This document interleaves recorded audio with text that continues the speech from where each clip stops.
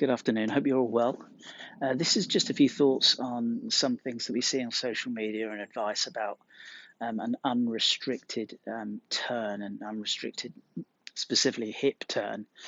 And the way that you do that is important. There can be problems if we misunderstand that or get that wrong. Now, just to explain, we want to have, for most people, give or take, we want 90 degrees of shoulder rotation, 45 degrees of hip rotation. You can see with that hip rotation that the right leg straightens a little, the left leg comes around, so we're getting this nice little straightening right knee slightly, left leg just softening and coming in and across our stance a little bit. That will allow this rotation to happen.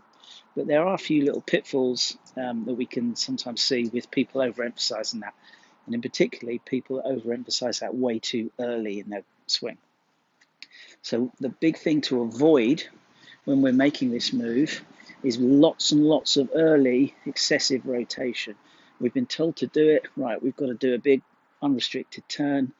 The arms and the club path can get way around our body too early, too much to the inside, too flat a swing plane, we'd call that.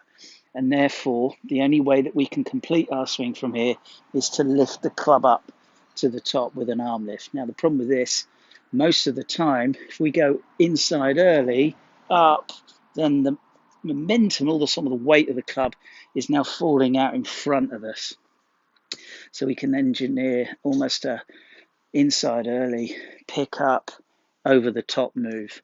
And as I've said before loads of times to people I teach, it's the way the club arrives at the top is important. If it is arriving at the top from an early position that's way too inside, it's going to cause a problem in the downswing plane. Most of the times we get steep.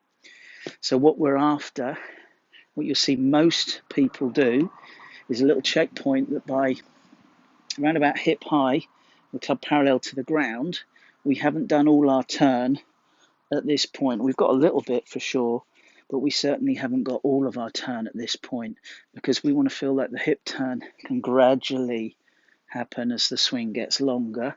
Nothing that all our turn is done early and then it's just an arm lift. It's going to ruin the sequence. It's going to ruin how the club arrives to the top, and that has a big effect on how the club approaches the ball, and obviously that's the most important thing. So let's have a feeling that by halfway back, club parallel to the ground, that we've got just a little rotation in our hips, and then we're rotating and just lifting our arms up more in the second part of the swing. You look at most players at this position, not lots of early turn.